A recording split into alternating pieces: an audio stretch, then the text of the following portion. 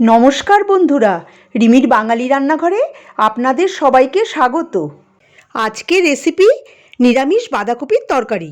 শীতকাল মানেই প্রচুর পরিমাণে শাকসবজি বাজারে পাওয়া যায়, আর এই শীতকালে সবজির মধ্যে অন্যতম হলো বাঁধাকপি। গরম ভাত, রুটি, লুচি, পরোটা সবের সঙ্গে এটা খেতে খুবই ভালো লাগে। ভিডিওটা শেষ অবধি দেখবেন, আর পছন্দ হলে লাইক আর কমেন্ট করে আমাকে জানাবেন। নতুন বন্ধু হয়ে থাকলে সাবস্ক্রাইব করে বেল আইকনটি প্রেস করে দেবেন। তবে বন্ধুরা, চলুন দেরি না করে দেখে নিই আমি কিভাবে এই রেসিপিটা বানাবো। বাঁধাকপি রান্না করার জন্য আমি একটা মিডিয়াম সাইজের বাঁধাকপিকে ঝিরিঝিরি করে এরকমভাবে কেটে নিয়েছি। কেটে আমি এটাকে ভালো করে ধুয়ে রেখে দিয়েছি। দুটো মিডিয়াম সাইজের আলুকে আমি এরকমভাবে কেটে রেখেছি। একটা বড় সাইজের টমেটোকে আমি কেটে রেখে দিয়েছি। লাগছে হাফ কাপ মটরশুঁটি বা কড়াইশুঁটি, 4টে কাঁচা লঙ্কা চিড়ে রেখে দিয়েছি।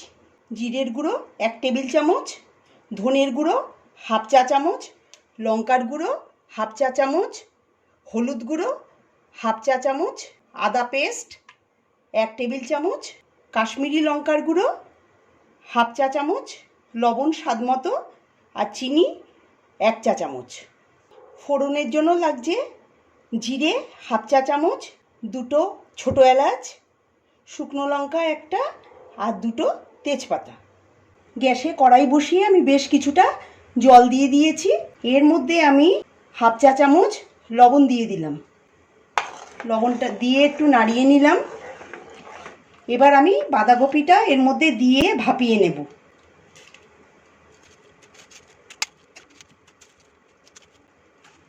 জলটা ভালো করে গরম হয়ে গেছে, আমি বাঁধাকপি ছেড়ে দিচ্ছি জলের মধ্যে। দিয়ে এটাকে নুনের সঙ্গে বাঁধাকপি ভালো করে মিশিয়ে দেব। এবার আমি ঢাকা দিয়ে গ্যাসের আঁচটা মিডিয়ামে করে 4 মিনিট এটাকে ভালো করে ভাপিয়ে নেব। 4 মিনিট হয়ে গেছে, আমি ঢাকাটা খুলে নিলাম। আমি এবার এই বাঁধাকপিকে তুলে নিয়ে একটা স্ট্রেনারে জল ঝরিয়ে রেখে দেব। গ্যাসের আঁচটা বন্ধ করে দিলাম। জল ঝরিয়ে রেখে দিয়েছি। গ্যাসে কড়াই বসিয়ে আমি 4 টেবিল চামচ সর্ষের তেল ঢেলে দিলাম। তেল গরম হয়ে গেছে, আমি এর মধ্যে 2টো ছোটো এলাচ, 2টো তেজপাতা, 1টা শুকনো লঙ্কা আর জিরে দিয়ে দিলাম। দিয়ে এটাকে কিছুক্ষণ নেড়ে নেব। জিরেটা যখন সোনালি হয়ে আসবে তখন আমি এর মধ্যে আলুগুলো ছেড়ে দেব।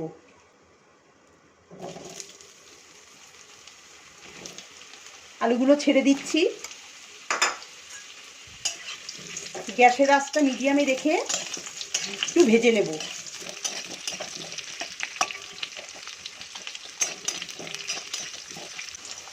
আলুর মধ্যে সামান্য একটু লবণ দিয়ে দিলাম, আর সামান্য একটু হলুদ গুঁড়ো দিয়ে দিলাম। দিয়ে এটাকে ভালো করে নাড়িয়ে আলুটা ভেজে নেব।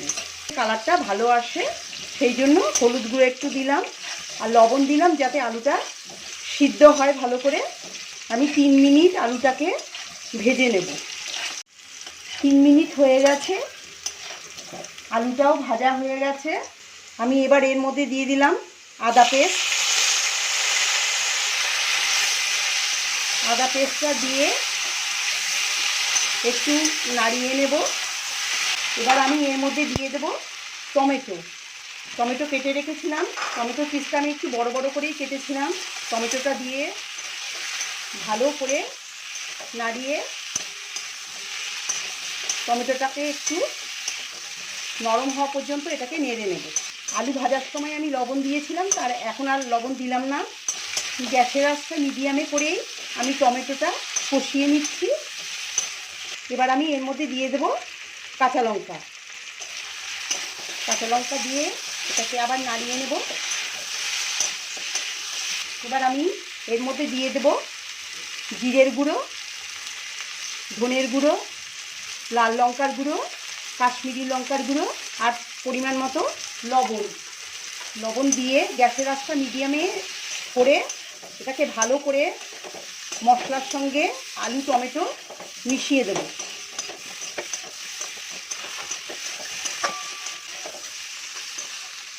এবার আমি এর মধ্যে দিয়ে দেব কড়াইশুঁটি, 1/2 কাপ আমি কড়াইশুঁটি এর মধ্যে দিয়ে দিলাম। গ্যাসের আঁচটা একদম লোতে করে এটাকে ভালো করে মিশিয়ে কষিয়ে নিতে হবে। গ্যাসের আঁচটা কম করেই রাখবেন, না হলে মশলাগুলো পুড়ে যেতে পারে। 2 থেকে 3 মিনিট মটরশুঁটি, আলু, টমেটো মশলাগুলো দিয়ে কষিয়ে নেব।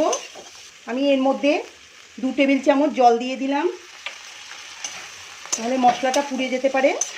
হলুদ গুঁড়ো দিয়ে দিলাম,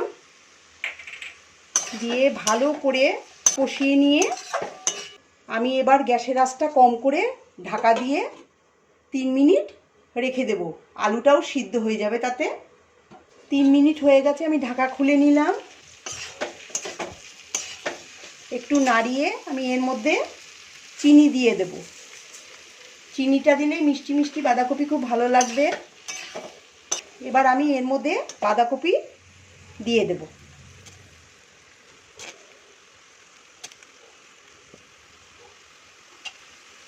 বাঁধাকপি দিয়ে মশলার সঙ্গে বাঁধাকপি ভালো করে মিশিয়ে দেব।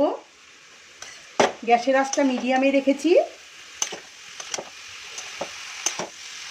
মশলা, আলু, মটরশুঁটি সব ভালো করে মিশিয়ে দিচ্ছি। এবার আমি এর মধ্যে 4 টেবিল চামচ জল দিয়ে দিলাম,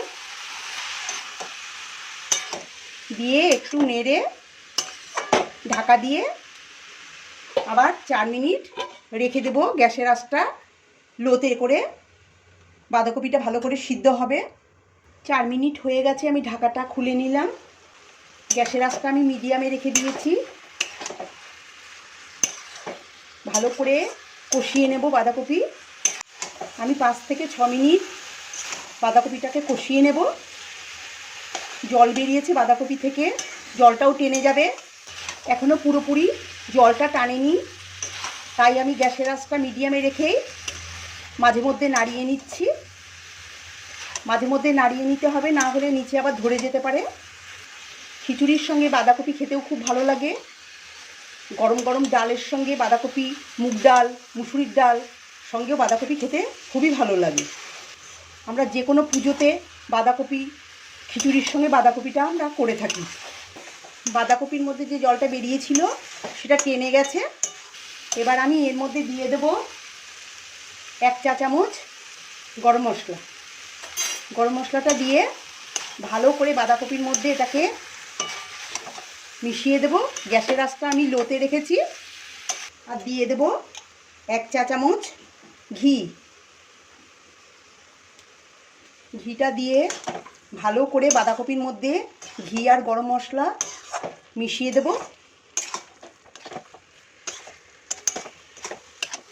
ঘি আর গরম মশলা দিয়ে ভালো করে মিশিয়ে দিয়েছি।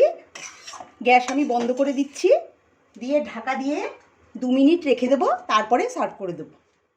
আমার আজকের রেসিপি যদি ভালো লেগে থাকে তবে কমেন্ট করে জানাবেন। নতুন বন্ধু হয়ে থাকলে আমার চ্যানেলটিকে সাবস্ক্রাইব করার অনুরোধ জানালাম। পাশে থাকা বেল আইকনটি নিশ্চয়ই প্রেস করে দেবেন, তাতে আমি নতুন রেসিপি আপলোড করলেই আপনাদের কাছে নোটিফিকেশন পৌঁছে যাবে।